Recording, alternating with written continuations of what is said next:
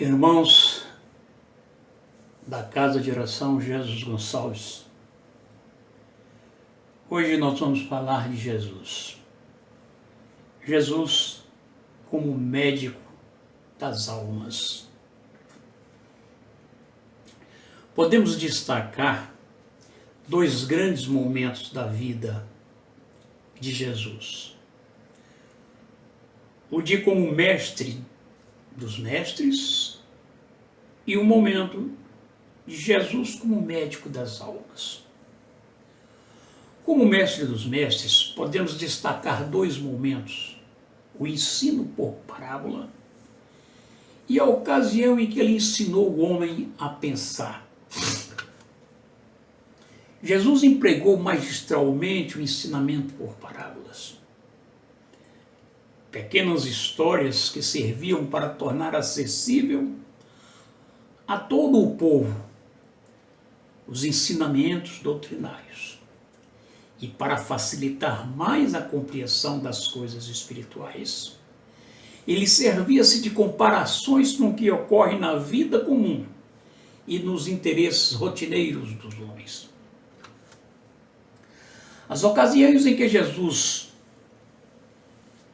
ensinou o homem a pensar foram as vezes em que, ao ser perguntado sobre qualquer assunto, ele sempre respondia com outra pergunta, para assim ele ensinar o homem a entender de maneira lógica o assunto que seria o que era focalizado.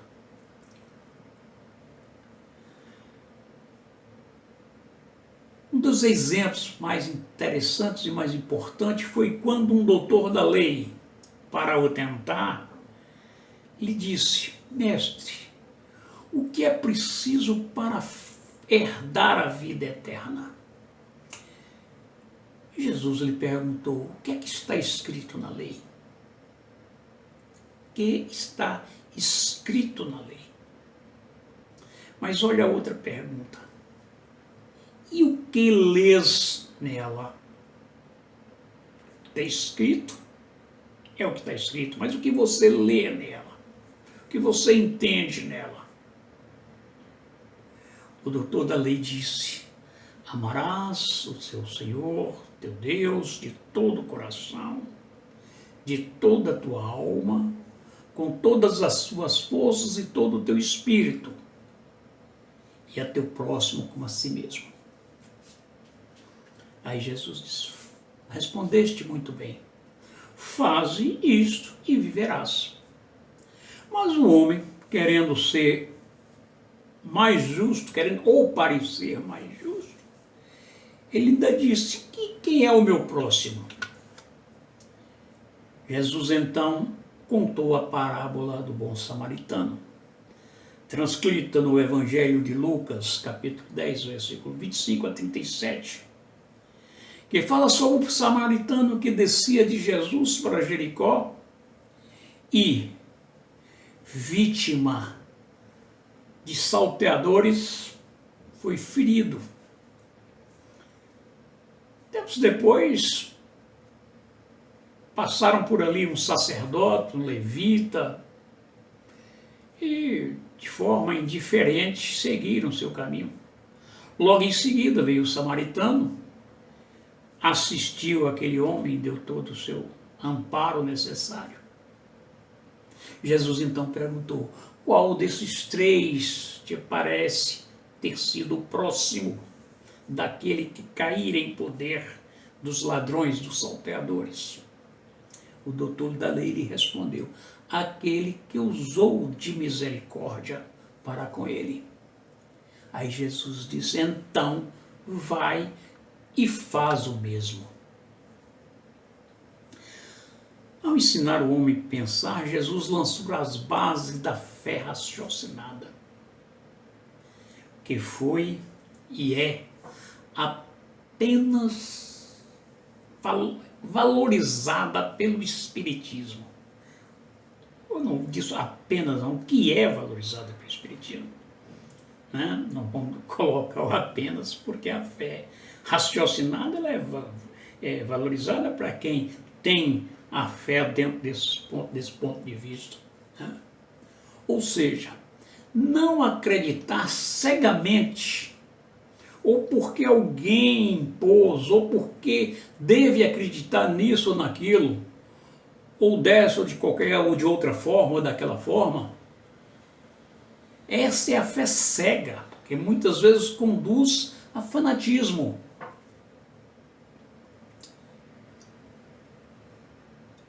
Pois baseando-se muitas vezes em erro, cedo ou tarde, ela desmorona. Somente a fé raciocinada, que se baseia na verdade, não tem a temer do seu progresso. O Espiritismo diz que a fé raciocinada é aquela que enfrenta a razão face a face em todas as épocas da humanidade.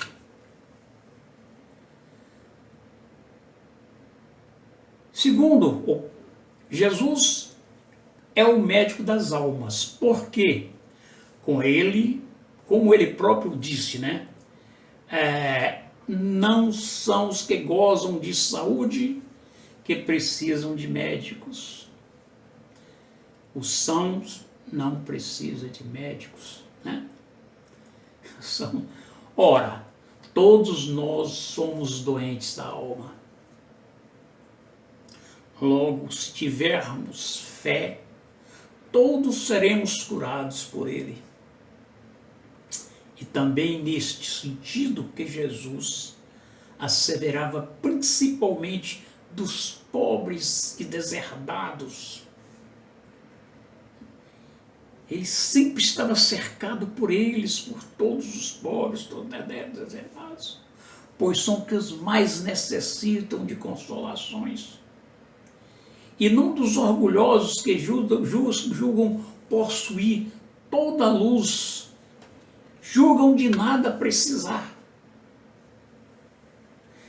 É natural, muito natural, pensarmos nas curas, pois por onde Jesus andou, ele sempre foi procurado para a cura. Eram procurados por cegos, eram procurados por paraplégicos, eram procurados por pessoas, por doentes de pele. Enfim, todos eles eram sempre procurados. Muitos que foram curados por Jesus voltaram a adoecer, pois eram apenas curas. Porque fixavam nas imagens de Jesus. As suas mensagens não eram a mensagem de cura do enfermo, e sim da alma. Mas aqueles que queriam pedir a ele apenas para levantar e andar, apenas para enxergar, apenas para parar de uma hemorragia, apenas para isso, voltava a adoecer. Porque ele seguia dentro de um mesmo pensamento espiritual. Todos que foram curados por Jesus morreram. Pois, claro, a morte física é a impermanência. Pois tudo passa ao longo do tempo para uma renovação. E as doenças das almas? Quais são elas? Os tipos de doenças, a gente pode trazer 3 tipos de doenças. Doenças físicas, doenças espirituais e doenças atraídas ou simbióticas. As doenças físicas, elas são distúrbios provocados por algum acidente, por excesso do esforço, por exagero de alimentos, né? Entre outras, né?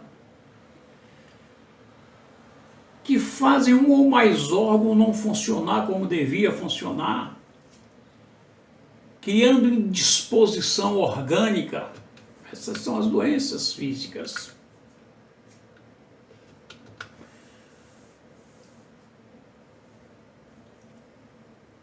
Em Mateus capítulo 9, versículo 5, vem algumas narrativas, e numa dessas diz: eis que trouxeram um paralítico deitado em sua maca. Observando-lhes a fé, disse Jesus ao paralítico: tenha bom ânimo, filho, os teus pecados serão perdoados. Ou estão perdoados. Naquele momento Jesus estava falando com ele.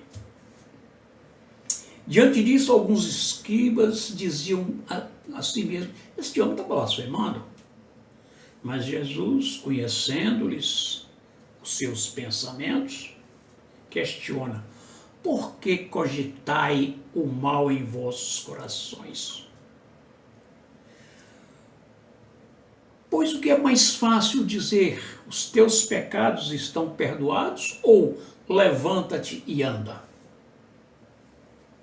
Não adianta levantar e andar e continuar pecando. Entretanto, para perdoar pecados, disse então ao paralítico: levanta-te, toma a tua maca e vai para a tua casa. Levantando-se, o homem partiu para a casa, para a sua casa. E ao ver isso, a multidão se encheu de temor. E naquele momento glorificava a Deus, pois dera aos homens tamanha autoridade. Jesus veio para os necessitados.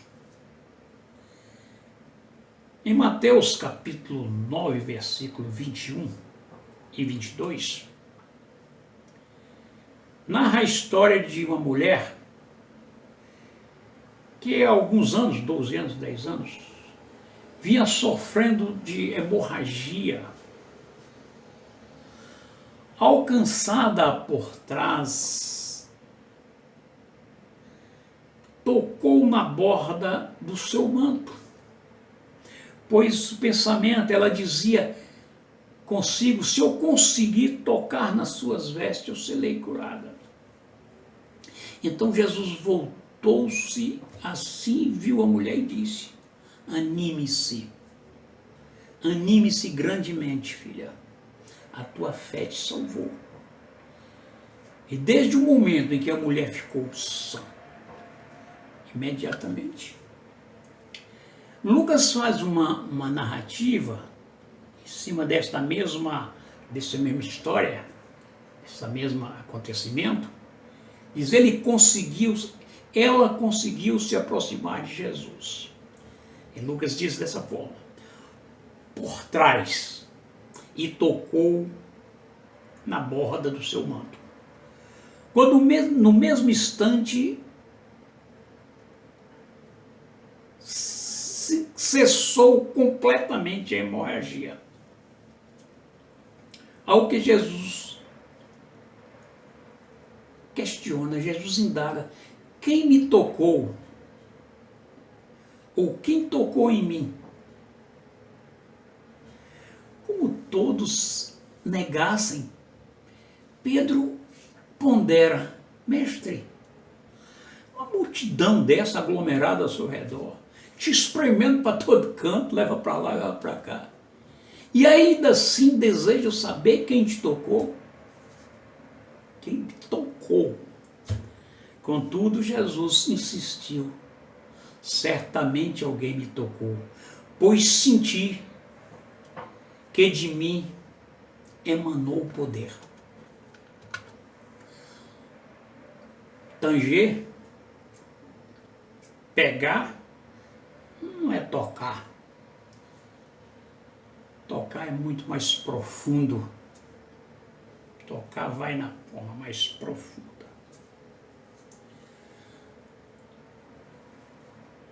Não vou entrar muito na história de Madalena, mas a gente, só para ter um breve relato assim, de Maria Madalena nessa nossa fala. Madalena era uma mulher sempre à margem daquela sociedade, era uma prostituta, bonita que recebia os homens poderosos para saciar seus desejos. Quando ela viu Jesus falar de amor, ela viu onde ela estaria com a enfermidade. Não conseguia ser dona da sua própria vontade. A vontade é que era dona dela. Jesus olhava a Madalena sem nenhuma censura, só com bondade. E aí é que começa o seu processo de cura. No momento em que ela se sentiu totalmente acolhida. Antes ela não tinha acolhido, não era acolhida. Ela era utilizada.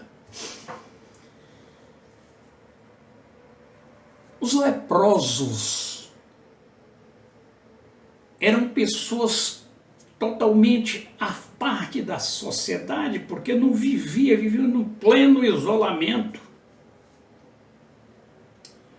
E no relato de Mateus, ou de Marcos, aliás, de Marcos, o leproso foi até Jesus implorar uma cura, pondo-se de joelho. Jesus foi movido de compaixão, Jesus foi tocado pela situação dramática daquele homem e se compadeceu. Tocando-o, ele o curou. Jesus rompe o preconceito segundo a qual torna a pessoa com aquela enfermidade mais que fazia impuro quem o tocasse. Algo totalmente reprimido por aquela sociedade. Ele foi movido por compaixão, aproximou-se e assim revela a face de Deus compadecido pelos doentes. Jesus foi na contramão dos costumes da época e resgata a dignidade de uma pessoa. Ele acolhe, ouve, suplica, toca. Aconteceu uma cura e libertação da pessoa doente. Sua dignidade foi resgatada. Como reação, aquele que antes era leproso e que vivia excluído, longe da comunidade, não pôde guardar o silêncio. Ele sai e proclama a boa notícia por toda parte. Ficou clara a inclusão do curado na comunidade, mediante a prática de Jesus a favor dos excluídos. Ficam claro também que a fé do doente coopera no processo de cura, com o toque e as palavras de Jesus. Quero, fica purificado. Ainda sobre leprosos, tem uma história de 10 leprosos, que isso foi contada por Lucas. Nela vemos a atitude de fé e de gratidão daqueles 10 homens curados por Jesus.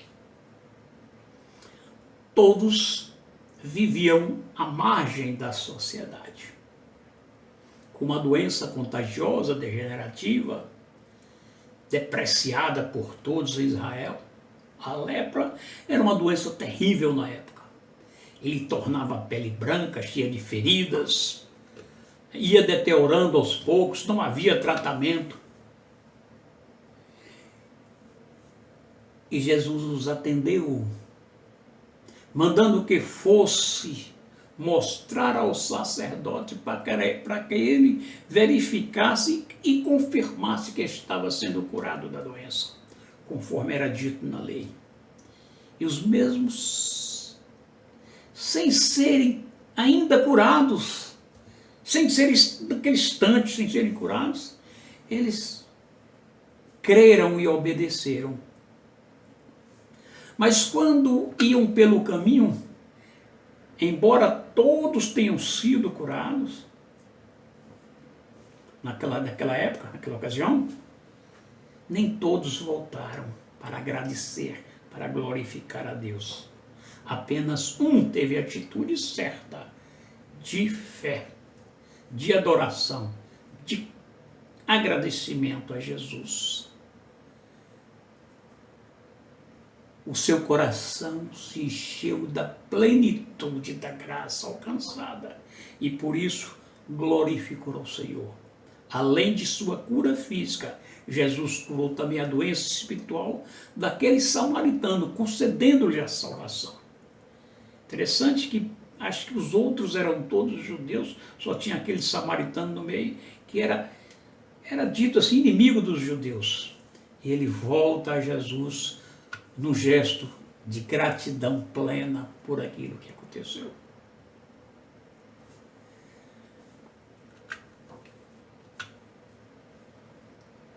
Depois, na sua peregrinação, eles foram até Jericó. Saindo de Jericó com seus discípulos, em uma grande multidão, Bartimeu era o cego, filho de Timeu. Estava assentado junto ao caminho, mendigando, e ouvindo que era Jesus de Nazaré, ele começou a clamar e dizer: Jesus, filho de Davi, Deus, tenha misericórdia de mim. E muitos os repreendiam, ele gritava e a pessoa repreendia ele, para que ele calasse. Mas ele chamava cada vez mais: filho de Davi, tenha misericórdia de mim. E Jesus, parando, disse que eu chamasse. E o chamaram. O cego dizendo: tenha ânimo, levante, que ele te chama. E ele, lançado de si a sua capa, levantou-se e foi até Jesus. E Jesus, calado, disse: o que queres que eu faça? Olha que pergunta. O que queres que eu faça? O cego lhe disse: mestre, que eu tenha vista. E Jesus disse: vai, a tua fé lhe salvou. E logo viu e seguiu Jesus pelo caminho. Nessa passagem evangélica, Bartimeu, o cego de Jericó, não se limitou apenas do desejo da própria cura. Ele foi muito mais além disso, movido pelo escutar, pela fé, pela vontade, pela determinação, para obter o que ele desejava. Fez o alarde de forma enfática quando viu que era Jesus, filho de Davi, aquele que o curaria. Encontrando-se o Cristo, escutou que ele pregava como um bálsamo para a sua alma e partiu para a ação, pediu misericórdia, buscou a cura, bateu a porta do Mestre, abriu um novo rumo para a sua vida. Assim, Bartimeu impulsionou pela crença da cura e pela vontade de receber uma doação fluídica divina, que lançou a sua capa, levantou-se e foi ter com Jesus. Tirou a capa, despiu-se. O cego não sabia que a libertação estava naquele momento de fé, de esperança e de confiança. Anunciou-se uma nova esperança, anunciou-se uma nova luz para a sua mente, para a sua alma, percussora de uma visão renovadora para os seus olhos. Não é o ato de ver, é o ato de enxergar, é o ato de sentir. Despojou-se de tudo que pudesse, tudo que podia ser empecilho naquele momento, como se fosse uma limpeza espiritual, e deu um salto para mostrar a disposição do firme espírito para a cura. No suplicar por auxílio de forma insistente, o mendigo percebeu, pelos que o repreendia, pela mudança do comportamento revelada, mas sua perseverança foi maior. Não fez desistir, ele não desistiu do que almejava, diante de tamanha vontade, diante de tamanha fé. O Cristo, aclamando, fez o cego confirmar a sua vontade de curar. Por esse motivo perguntou: que queres que eu faça? Com a indagação, Jesus provou ao cego as atitudes de humildade, de fé, esperança, de confiança na cura. Nesse instante, a fé une-se Jesus, que converte em luz para aquela vida, fazendo seguir o Mestre pelo caminho. Elucidações evangélicas, à luz da doutrina espírita, recomenda: cegos como somos, do coração e da inteligência, digamos com fé: Senhor, que os nossos olhos abram, recobrem a vista moral e espiritual. Digamos com fé: Mestre, faze que eu veja. Veremos por quando a luz espírita clareará as trevas e nos protegerá do fulgor dos raios na estrada reta e segura que temos que percorrer. O Espírito Emmanuel, em Capas, uma psicografia de Chico Xavier, ensina que o Evangelho de Marcos apresenta interessante notícia sobre a cura de Bartimeu, o cego Jericó. Para receber a bênção divina, a aproximação, lança de si, lança fora a capa, ocorrendo ou concorrendo para o encontro do Mestre, né? Alcançando novamente a visão para os olhos apagados e tristes. Não resistirá neste ato precioso símbolo, precioso ato de amor. E enfim, se nós formos prosseguir nas curas de alma e de espírito que Jesus tem feito, nós não paramos por tão pouco tempo. Mas podemos lembrar, irmãos, que antes de qualquer doença, nós temos que despir das capas, as capas do egoísmo, as capas da vontade própria, do orgulho. Porque se Jesus procurasse alguém hoje, na situação de hoje, o que queres que eu faça? Ia pedir o mundo para ele logo, ia pedir para colocar tudo na frente dele, me traga a Mega Sena acumulada, me traga o hospital todo para mim, me traga todas as boas vacinas aqui para eu dar para minha família. Ninguém ia pensar em falar assim: Jesus, eu quero ver, eu quero enxergar. E ele nem fala na luz do dia, mas Jesus colocou para ele ter primeiro uma visão espiritual.